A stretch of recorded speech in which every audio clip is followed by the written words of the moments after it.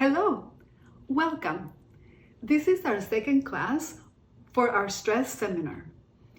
Last class, we learned by just having a different mindset, we could create a complete different stress response in our body.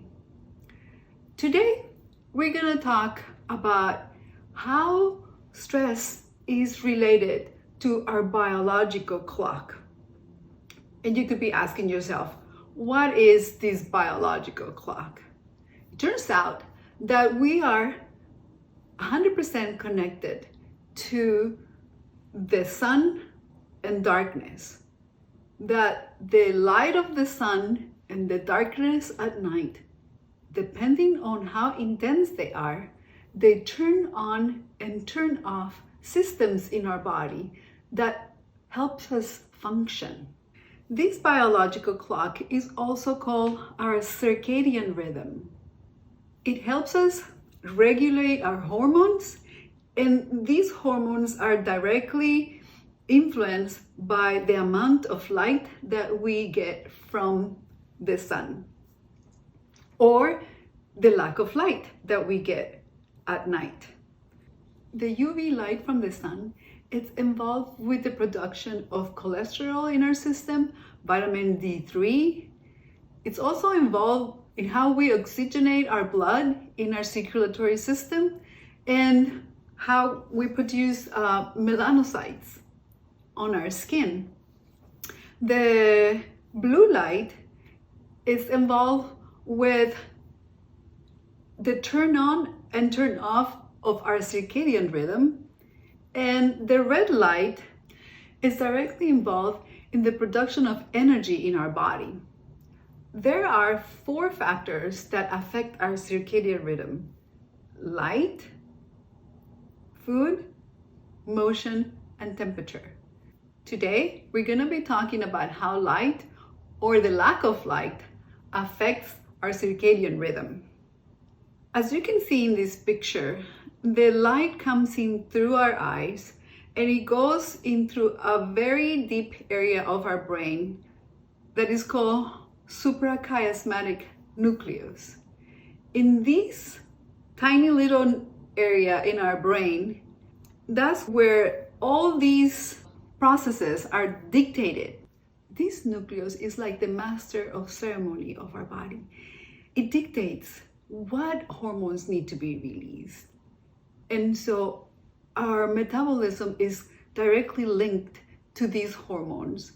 Therefore, the amount of light that we receive in the morning has a huge influence into how is our body going to function. In this graph that you can see, you have 2 hormones, the cortisol and the melatonin. You notice that when the cortisol is high during the day, the melatonin is low, and vice versa. When the cortisol is low, the melatonin is high. And this is exactly what we want. Remember our last class? I told you the effects of cortisol in our body that increases our heart rate, our blood pressure, our breathing. And this happens when we are in moments of stress. But in regular circumstances, cortisol, it's good for us. In the mornings, really early in the mornings, cortisol goes up and increases our blood pressure slowly. The same thing with our breathing, our body temperature, and our heart rate, and prepares us to act during the day. That way, when we get up, we're ready to function. If we look at the sun early in the morning, this helps our system to know that it's time for the melatonin to go low. And when this happens, when the melatonin goes down, that helps us have a higher level of melatonin at night, which is what we want because it helps us fall asleep faster and stay asleep. In this new diagram, we can see one more hormone, the growth hormone.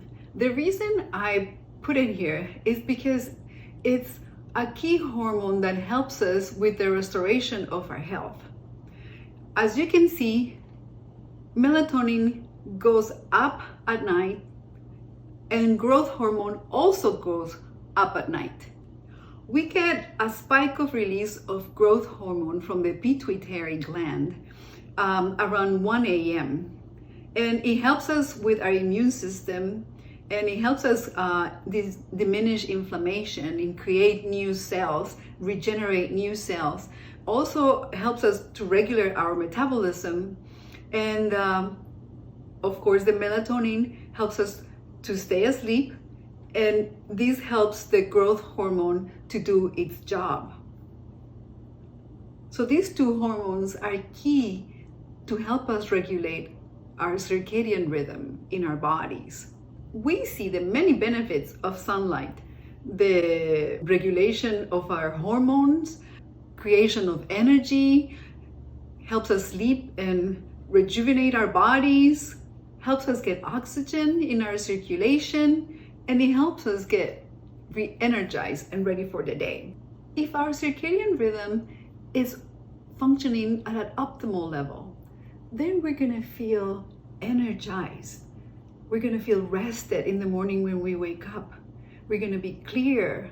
We're not gonna need coffee to wake up.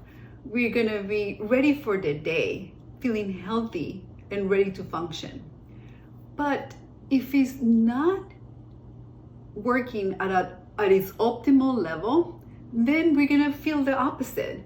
In the morning, you're gonna have a very hard time getting out of bed. You're gonna feel very tired. You might be having a lot of issues trying to help you lose weight, maybe.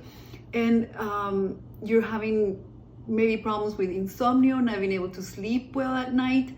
All these symptoms are signs that you have some kind of disruption of your circadian rhythm or your biological rhythm, and that there are things that we can do to help you go back into a good circadian rhythm that will help you restore your health. And it's not just me telling you that. There have been many studies that have been performed that prove the benefits of sunshine in our bodies.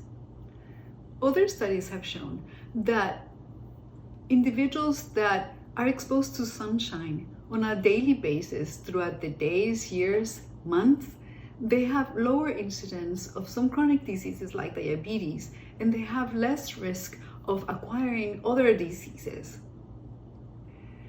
Dr. Gerald Pollack from the University of Washington, he wrote a very interesting book. It's called The Fourth Phase of Water. You know how we learned that water has three phases: liquid, vapor, and solid? Well, he discovered a new phase. He calls it EC zone water, or exclusion zone water. And the appearance of this water is like if you ever seen mercury on a surface, that it looks like bouncy, more aqueous. That's how this exclusion zone water looks like.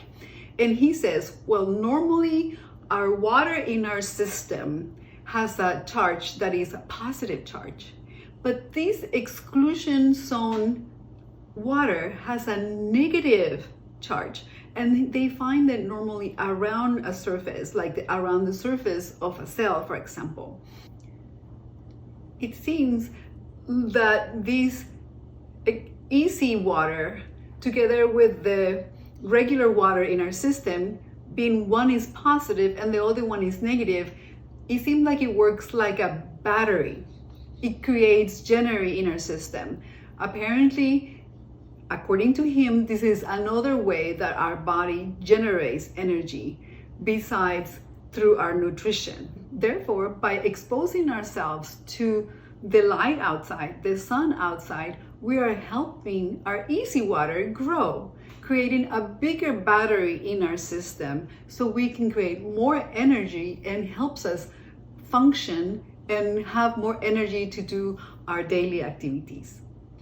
Unfortunately, sunlight has gotten a really bad reputation. It is true that excessive sunlight increases the risk of cancer and cataracts, yes, But it's important to realize that judicious amount of sunshine are extremely beneficial. We're afraid to get melanoma, and that's why we're told to stay out of the sun. But there are many studies that have been done to help us understand whether the sun harms us or helps us function. And yes, the excessive exposure of sunshine increases your risk to develop cancer. 2,000 people die of skin cancers every year. But if people will get the adequate amount of sun exposure throughout the year without getting sunburn, then you will be preventing 138,000 deaths. So what can we do? We need to go back to moderation. So when you go out in the sun in the morning, that you don't need to use sunblock, because then you're defeating the purpose. That you go out there and you take the sun a little bit at a time. That if you're a very fair skinned person, that you go out in the sun for 5 minutes, and that's it for the first day. And the next day you go out for 8 minutes and 10 minutes. And slowly you increase the amount of sunshine that you expose your skin to.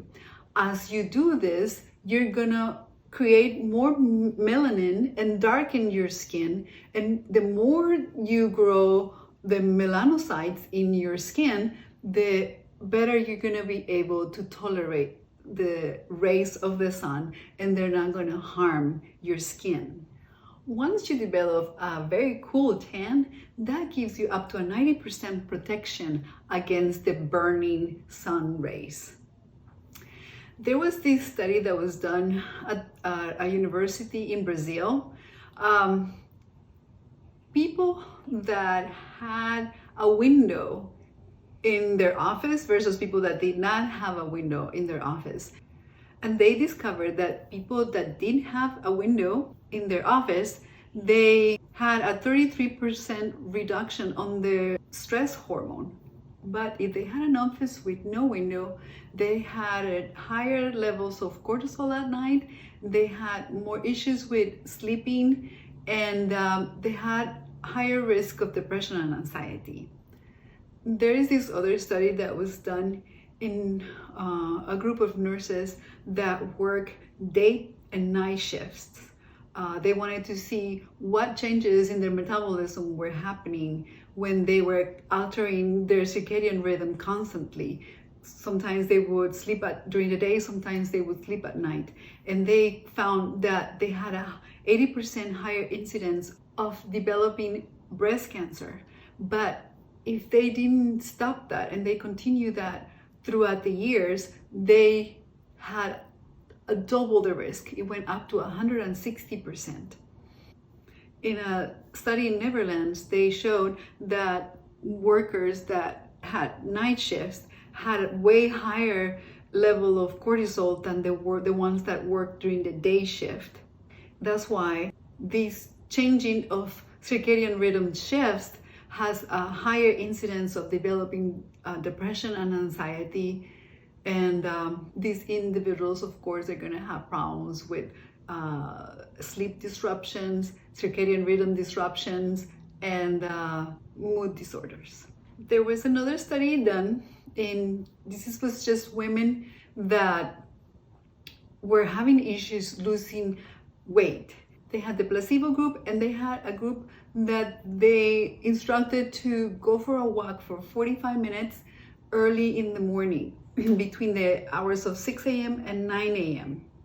And they discovered that the ladies that went for a walk early in the morning, they lost more fat percentage than the other group.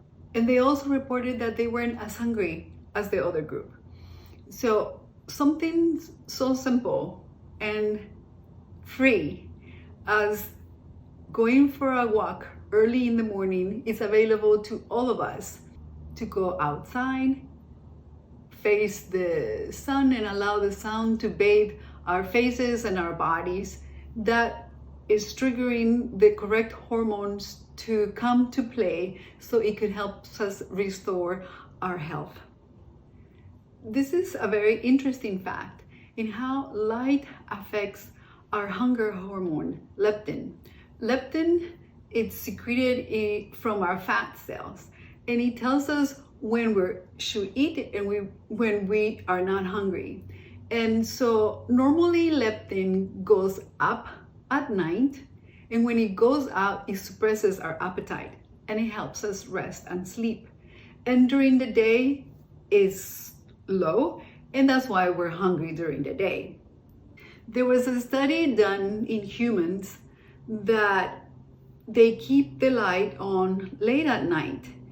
So when that happens, this light is messaging the leptin that it's day. So what's going to happen is that we're going to have a lower leptin level in our system at night.